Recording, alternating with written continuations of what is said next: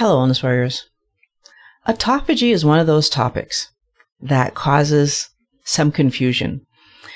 And today I wanted to take a few minutes to talk about some of these topics that we're not sure about when we're starting a keto lifestyle, a low-carb lifestyle, carnivore maybe.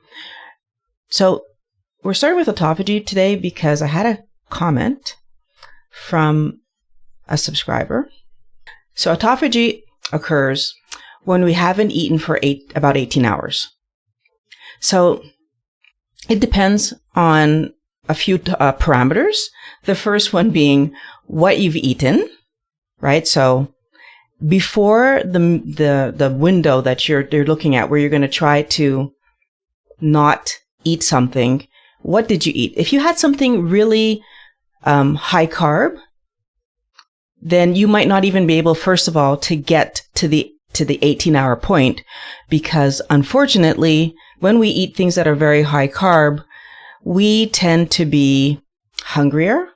And so getting to the 18-hour period where I haven't eaten food, first of all, is hard. But the other problem that can happen is that if I've eaten a lot of vegetation that takes processing, so a lot more processing, then the other thing that can keep us out of an autophagy state is that 18 hours later, my body might still be processing that food. So Dr. Ekberg walked us through a really great video. You should check out his channel, where he talks about the different lengths of time that we would need to not eat to get into autophagy. If you are able to get into an autophagy state, right, then your body starts doing a bunch of processes. So those processes are healthy for us, and that's why we're trying to do this. When people say that there are foods that can help you get into autophagy, I want us to question that. I know I question that. There are foods that keep us out of autophagy, but can eating something get me quicker into autophagy?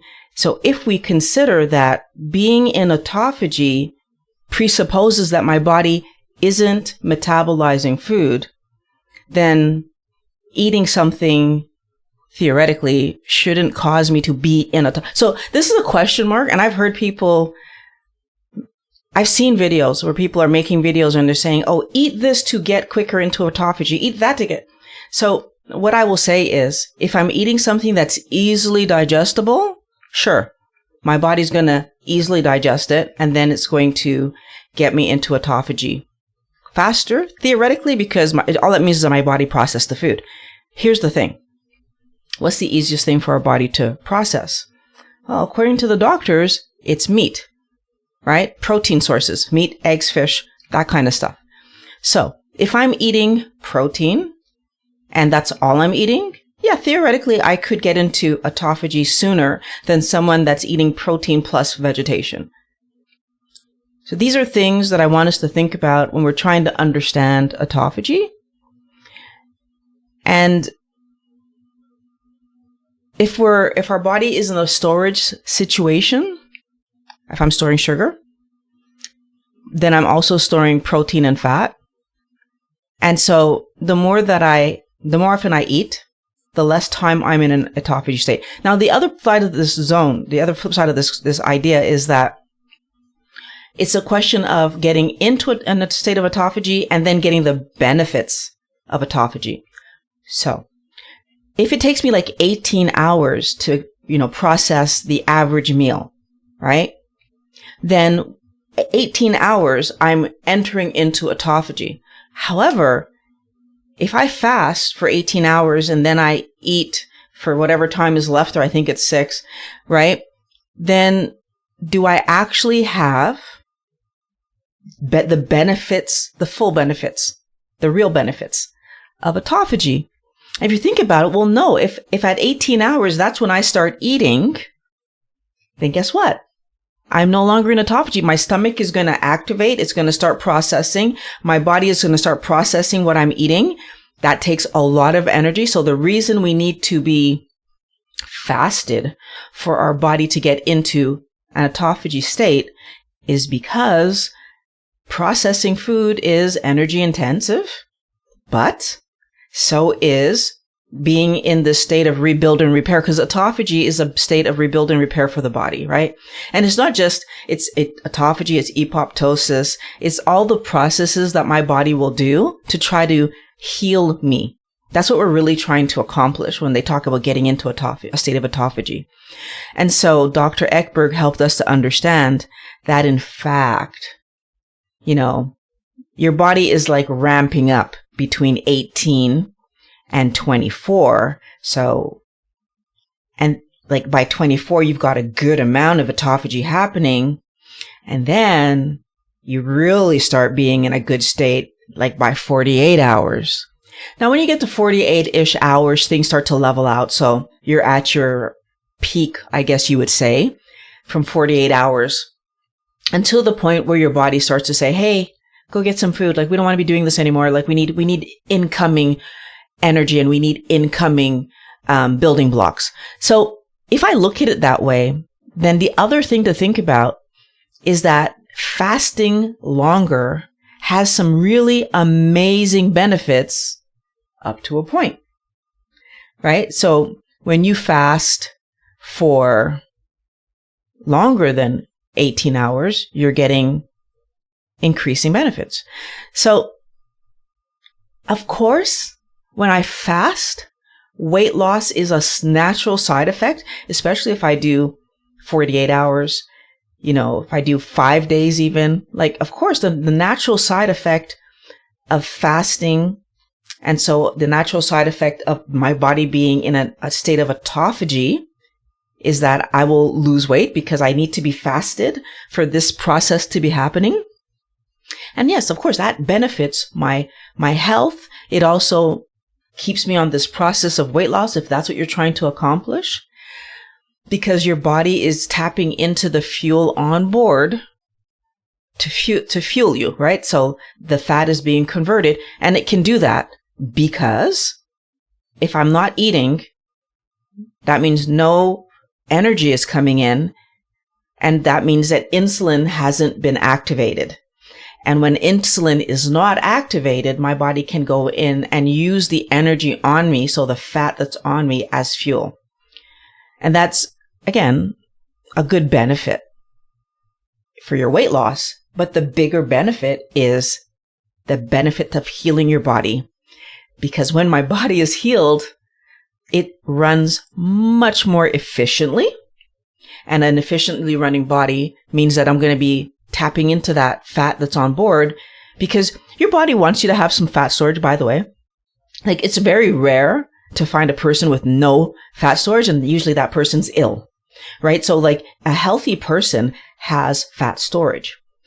And what's interesting to me is that when we have a healthy amount of fat storage, our body still looks amazingly fit. So that should help us to understand that fat is not the problem, right? Because we can have fat on the body that can take us like 2-ish months into our future and still look really fit.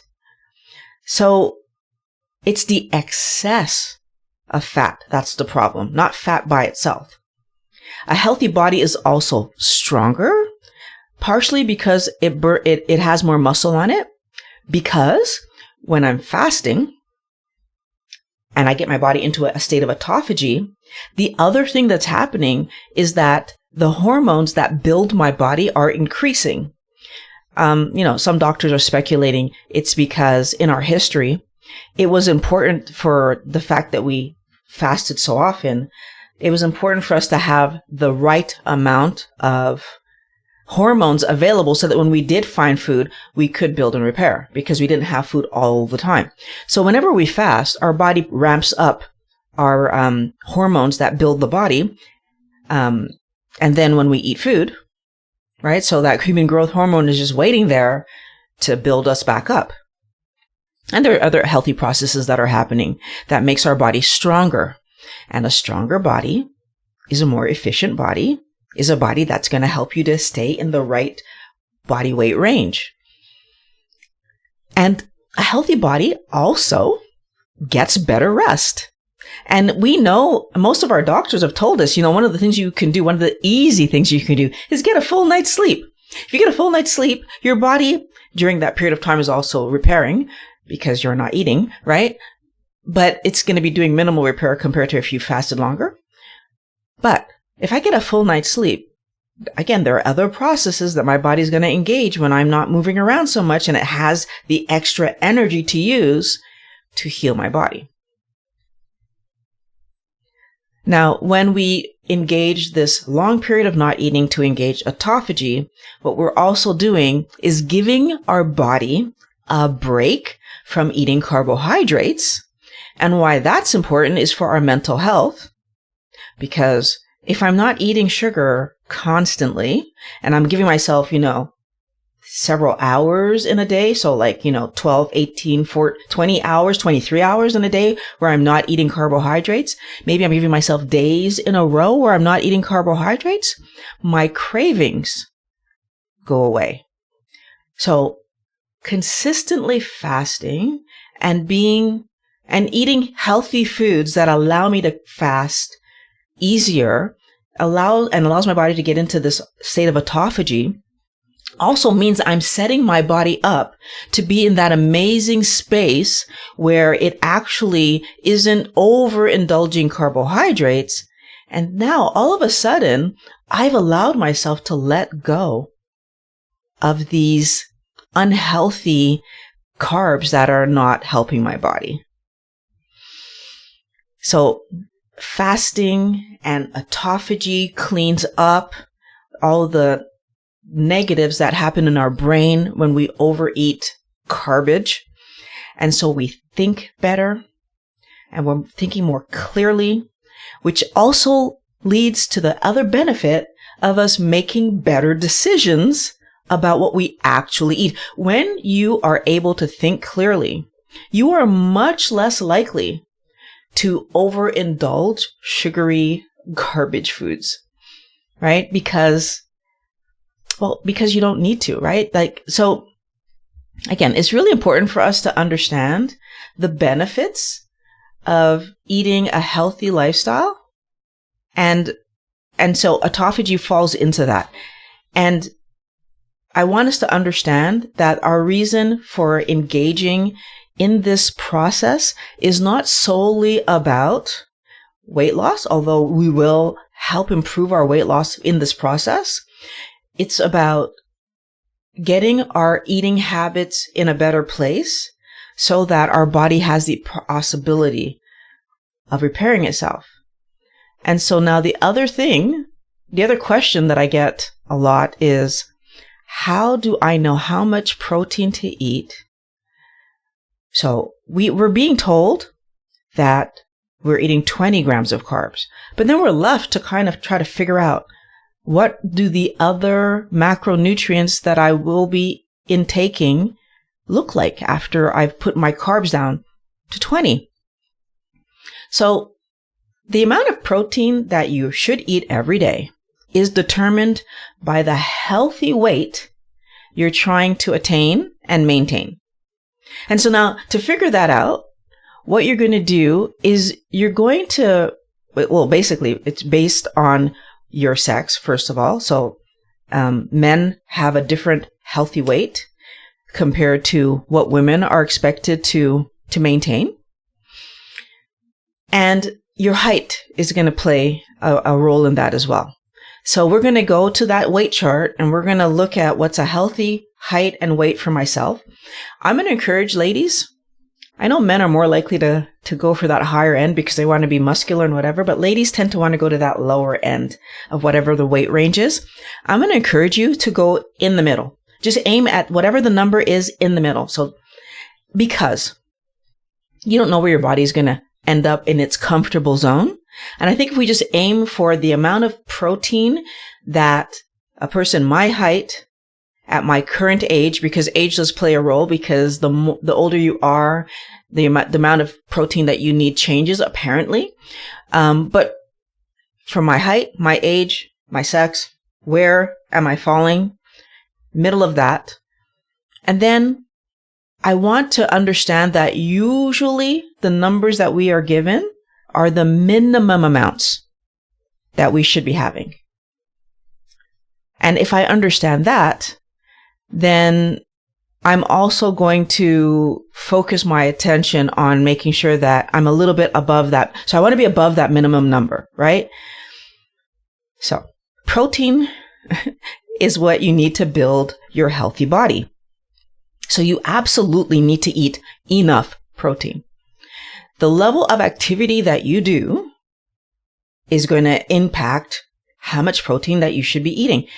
But, and here's a huge but, I don't want us to aim at the healthy level for a sedentary person, because I want us to assume that we're at least going to be lightly active, minimally lightly active, right? I also want us to make the big assumption that if I have weight to lose, then that clearly means I have insulin resistance and metabolic issues are brewing, if not full metabolic syndrome. So that would actually mean that my body has a lot of repair to do. And as we just learned, one of the most energy intensive things my body does is process food. But the other huge energy intensive thing my body does is rebuild me in that autophagy process, right? So I want to give my body the good amount, the correct amount of protein to help me to be as healthy as possible. So I would encourage you to aim at like the middle of the pack for that number. So there's a mathematical equation that they do to calculate this, and it's basically somewhere between 0.8 grams of protein per kilogram of body weight up to 1.8 grams of protein per kilogram of body weight. And those numbers are going to be determined by whether you're male or female, but it's also going to be determined by how much activity you do. So for a woman, that would be 40 years old and like 5'9", who was aiming at 150, because that's the middle of that number range. If you're 5'9", the middle would be 150 pounds. Then you would need to eat, according to the CDC, the Center for Disease Control, somewhere between 41 grams of protein and 145 grams of protein every day. If you're a man, you'd be aiming, if you're still 5'9", you'd be aiming at 160 pounds. And if you're 40, and you would be between 48 grams of protein to 167 grams of protein per day. So the CDC is really asking you to aim at like 10 to 35% of your caloric daily intake coming from protein. But I want to point something out. They are also expecting that you are eating the typical large amount of carbohydrates that the average person eats per day. And we know that the average person is eating like 350 grams of carbs in a day, which is probably even going to put you over the 2,000 calorie limit, but whatever. We're eating too much, right? We are eating too much. And at minimum, you're eating like 100 to 200 grams of carb every day. But it's higher than that for most people. So if we know that information, then when we're trying to make these calculations based on better practices, right? I'm going to do better for myself than I was doing before. Then what I'm actually going to do is I'm going to aim at a good amount and then try to be there. So when I looked at these numbers, and I saw that it was like 41 to 146 was the amount that they were saying would be healthy for an average female in my age range to be eating back then. Then I went, okay, so 90 grams of carbs, I guess. Sorry, not grams of carbs, of protein, I guess, would make sense. Because it just makes sense, right? You are going to try to do what makes the most sense. And I would love for you guys to think about what your number would have, like if you're looking at 41 all the way up to like 130 something, would you have done what I did of just say, okay, I'm going to aim in the middle and I'm going to say 90 because I don't want to be at the bottom where I'm just barely giving myself enough. but I don't want to overdo it, which is my thought back then. I don't want to overdo it, so I don't want to be at the top. So I decided to aim at 90. Now, I have since moved forward and understood, especially listening to Dr. Baker and Dr. Barry talk about carnivore and talk about what the proper human diet, according to Dr. Barry, should be. And I have since learned that what my natural inclination to eat was actually correct. So I put in my macronutrient calculator at the time when I started this entire process, 20 grams of carbs as my maximum for the day. 90 grams of protein was my upper limit for the day, even though I knew I wasn't paying attention to that number, but you needed to put something in for the calculator to work correctly. So 90 grams is what I put in. And it left me with 164 grams of fat, which I didn't actually calculate. That was just the number that came up with me putting 20 as the first number and 90 as the second number. 164 came up as my fat number. Again, my instructions from Dr. Westman was carbohydrates is the thing. These other two numbers, don't even need to pay attention to it, worry about it. Just focus on your carbs and you're going to be able to do what you're doing. So that was my goal. So here's the thing. In the end, when I go back and I look at what was actually happening in my everyday, as I got more and more comfortable of eating under 20 grams of carbs and allowing myself to eat healthy protein to my fill alongside these 20 grams of carbs, I was typically eating 120 grams of protein a day. That's what it was actually coming out to. Sometimes 110, sometimes I would be at the 90 depending on what the meal was. But a lot of the time I was right around 120, especially if I was making things like pork chops or like it just naturally was, and it has maintained. And I would say probably initially I was more like 100, 105. And now that I'm very comfortably maintaining I'm in maintenance basically right now. Very regularly, I'm around 120. I cook my meats because if I'm having a day where I'm not able to get that 120, and it can happen, like maybe my pork chop is a bit on the small side, I will add eggs to that. And the funny thing is, like, I can kind of look at the size of the piece of meat and be like, I'm going to need to add some eggs to that. Or I could feel it now, like when I'm looking at my meat. It's so funny that I can't tell still when I look at my carbs. I find it harder to judge how much carbs is in something. And maybe it's because I eat mostly the same meats all the time though. So that's probably part of the story. If I see like in my packaging that when I take things apart, there was a leaner piece of meat or the chicken thighs were smaller than usual, then I know I need to add an extra one there. But I feel like when you're looking at carb stuff, I still find it so much harder to remember how much of the different things I'm able to eat. So I do have to pay more attention there. But I digress. So when I cook my meats, I tend to, if I fry them in lard or bacon grease to kind of add a little extra fat there to get myself up to, because the fat number is the number that I find it harder to get to. It's easy for me to get that 120 grams of protein, right? I mean, 450 grams of ground meat, for example, is going to give you about 120 grams of protein. And the funny thing too, I guess I should also add, is that I do weigh my ground meat when I do that. If I'm doing pork chops or chicken thighs, I'm much more likely to take a certain number. But when it or depending, that's not depending on the size too. But I can see from them, okay, I need how many. But I will weigh out my ground beef and ground pork. So again, I do think there is something about certain foods that you just need to weigh them. So moving forward. So 20 grams of carbs is 80 calories, everybody. And I want us to kind of think about these numbers, how they end up adding up, right? Because 20 grams of carbs is 80 calories. 120 grams of protein is 480 calories.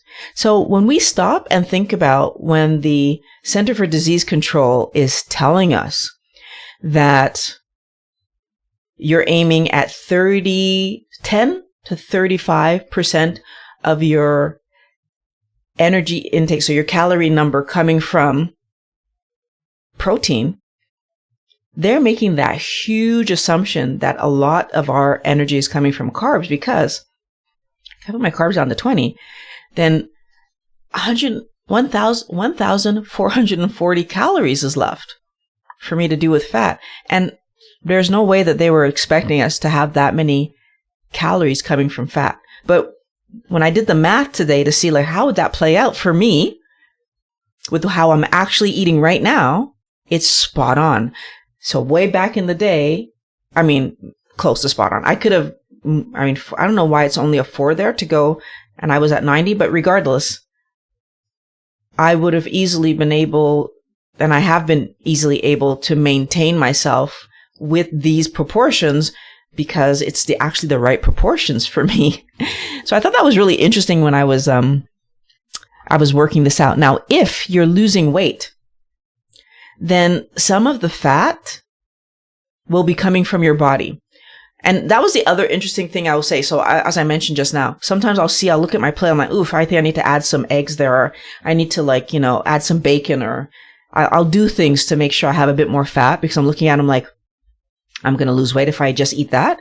But interestingly, when I was on my weight loss trajectory, I wasn't adding extras, right? So I wasn't cooking everything in lard. I was grilling a lot of stuff. And so the interesting thing to me is that, again, naturally, I have transitioned from grilling most of my stuff to frying most of my stuff. And it has helped me to maintain myself. And I do things like put a little bit of fat in my coffee and etc. But in terms of like knowing what my protein number is, my protein number hasn't changed. What I was eating when I was on my weight loss trajectory is exactly what I'm eating now.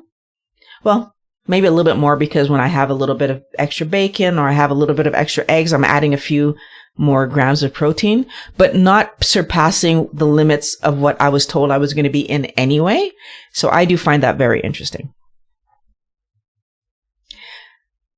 Let's see. Oh, I also do sometimes make mayonnaise. If I feel like the foods I'm having this week, for example, if I'm seeing like I have like really small chicken thighs or my pork chops are really small, I might make some mayonnaise to go along with my meal. I'm always trying, if I need to maintain my weight, I look to fat to make up the difference. I never look to carbohydrates because carbohydrates end up making me feel horrible, and I don't like feeling bad.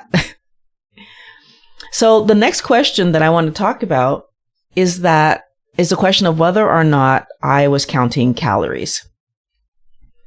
So Wellness Warrior, calorie counting is not part of a keto diet. Dr. Fung actually pointed out to us that our body does not have any receptors for calories. It doesn't understand calories. It's not looking at calories. And so because of that, our body has hormones that react to macronutrients, right? That's what our body is actually doing. And so it becomes important for us to understand that if my body doesn't understand calories, putting my attention on calories isn't helping me to accomplish the goal. I need to pay attention to the thing that my body is paying attention to. The average person, as I mentioned a few minutes ago, eats about 350 grams of carbs every day. That's taking into consideration breakfast, lunch, supper, the snacks between breakfast and lunch, and between lunch and supper, and between supper and bed. And then that's not even counting the dessert that you might have had at each one of those 3 meals. So we are taking in a lot of carb on a daily basis that actually doesn't need to be there. And because we're doing that, our blood sugar levels are higher than they should be, which is called diabetes when you get to the state where you need medication for it. But between the point of having diagnosed diabetes and being at a healthy place, there's a stage in between where for a good period of time, my body is able to keep it looking like I'm not struggling with my blood sugar levels at all, even though my body is. And then at some point, the numbers, so my blood sugar levels, when my doctor checks them, starts to show this. And when my numbers start to show this, we are often told by our doctor that, you need to be careful. Your blood sugar levels are getting too high. My body's trying to keep me at 5 grams for my body, right? My entire body has 5 grams of sugar floating around in it that allows me to do all the things that I need to do, right? Like even me flipping my hands around and moving like this, gesticulating as I am, is because of the free floating sugar in my body. Can we keep in mind, I haven't eaten any carbohydrates since, I would say, Wednesday. Probably, yeah, Wednesday. And yet I have the carbs to do what I'm doing. So the truth of the matter is that our body makes all the carbs we need. But we do eat some carbs, and so therefore, we need to manage them. So when your body's managing your carbohydrates, which is fine, you are going to look fine and all your numbers are going to be. But if we overeat carbs, it makes it difficult for the body to keep managing. And so now the doctors are telling us that we can safely eat, so we can manage 20 grams of carbs. But that's the upper limit for the people who have any type of metabolic syndrome at all, right? Now, since most people are slightly overweight, there's some metabolic damage. And then you need to look at whether or not you want to eat right up to that limit, right? Because if you have some metabolic damage, your body is struggling more than somebody who has no metabolic damage. And somebody who has no metabolic damage could likely eat even 50, 70 grams of carbs and be fine. It's when you do it repeatedly all the time. So again, when you're eating up to whatever your limit is, and now the question is, how do I know what my carbohydrate limit is, right? That was the question. And I feel like the thing is that truly the question? So I want you to think about it like this. If you know somebody and they my drinking limit is like 1 glass of wine and I'm going to feel tipsy. And maybe you know somebody whose their drinking limit is 3 glasses of wine. And maybe you know somebody else whose drinking limit is 5 glasses of wine. Like whatever your drinking limit is. But if you were to see that person whose drinking limit is whatever, 3, 5, 7, whatever the number is, consistently drinking up to that limit, you would be concerned. You'd be like, what are you doing? Right? Because consistently drinking up to that limit means that I'm pushing my limit, which means that I will become resistant to the alcohol, which means that my limit will rise. The reason that we don't want to consistently eat up to our limit is because our limit will rise, right? And that's how somebody can have a limit of 1 and then eventually it's 2 and then eventually it's 7. So we would definitely counsel somebody against doing that. And I feel like calorie counting and like carbohydrates and like not understanding what these things do and are puts us in the position where we're not understanding that this is not about calorie counting. My body doesn't understand that. It's about understanding how much carb is in stuff because my body understands that. And then understanding what my limit on the carbs are, because if I understand that the body can manage 20 and stay in a safe place, typically, then I'm going to not try to push my body to 20 because why would I do that, right? Why would I go up to my limit? But if I don't understand that, then I treat this as a goal. And calorie counting confuses the story because if I've got these 2 different numbers in my head, because 20 grams of carbs is a limit that the doctors are saying, ooh, that's dangerous. But 80 calories is never seen as dangerous, ever. I've never heard anyone say, oh my gosh, you ate 80 calories? Oh my. No, that's a really moderate, minuscule snack, 80 calories. And do we see where we're getting confused? Because 80 calories and 20 grams of carbs is the same amount of energy for the body. It's confusing. But 80 calories, so 20 grams of carbs, is my max for the day because doctors say this is dangerous for the body. But 164 grams of fat, which is 1,440 calories, is fine for your body. Do we see how calorie counting is confusing? And I feel like it allows us to do things like eat a cup of rice because, it's just a cup. It's not a big deal. That's 45 grams of carbs. It's too confusing. My point is that if we don't understand what my body is trying to accomplish, we get confused. We make mistakes. We eat the wrong thing because it's not straightforward enough for us to understand. Carbohydrates in large numbers is toxic to the body. What's large numbers? Large numbers is anything that puts your body in a position where it can't control your sugar. And this is where it gets confusing too, because I can't say exactly what the number is for you because everybody's actual number is different. The proposed number of the doctors, 20 grams or less, is the proposed number because 95% of people at 20 grams of carbs or less, according to Dr. Fung, are going to be in a healthy state. They're going to have no problem.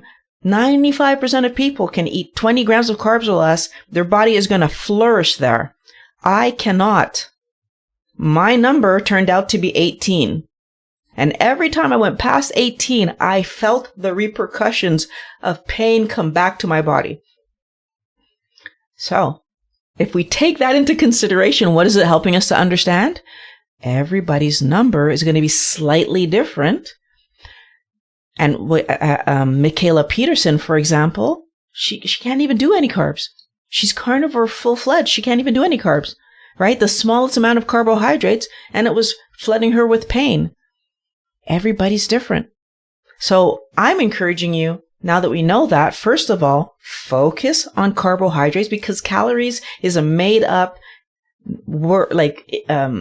idea to help us understand the energy that comes from certain things. But 7 calories are associated with a gram of alcohol, but that's not food, right? It's not food. So we need to be careful that we are letting metrics that we use to help us understand something dictate how we are putting something on our plate. We don't use calories because it's not about calories. Our body understands macronutrients, so we use macronutrients. Our body is telling us, actively telling us, by giving us inflammation, by making our body fat, by causing all kinds of health issues. It's telling us sugar is toxic. Keep it low. And as a matter of fact, we make all that you need. Why are you bringing it home? That's what our body's telling us. So let's stop bringing it home. I hope that you guys have questions for me today. And by the way, I'm going to link in the description a 3-part series that I have. It's already linked there. A 3-part series that I have on how to stick to keto long term so that you can eat 20 grams of carbs or less. I'm way less than that. I eat about 5 when I do eat.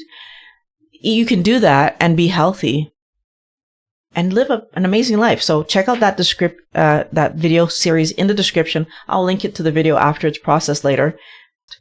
Put it on repeat if you have to. Do the things that help you to be healthier. www.wellnesssquad.org is where you can come and join the conversation and talk to people who want to be healthy too. If you don't have that community, the community is waiting for you. www.wellnesssquad.org. So there's lots of ways for you to make sure that you stay on track. I love talking to you guys, and I can't wait to talk to you next Monday at 11:20. Have a great rest of your day.